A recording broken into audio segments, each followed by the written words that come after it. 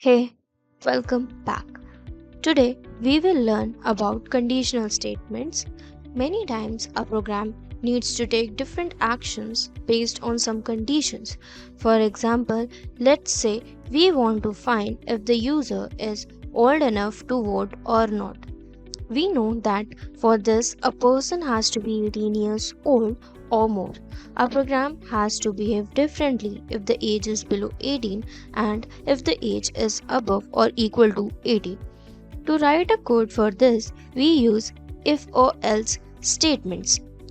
We use the if statement to check for a condition. If the condition is true, we execute the code inside the if block, and if it isn't true, we execute the code inside the else block.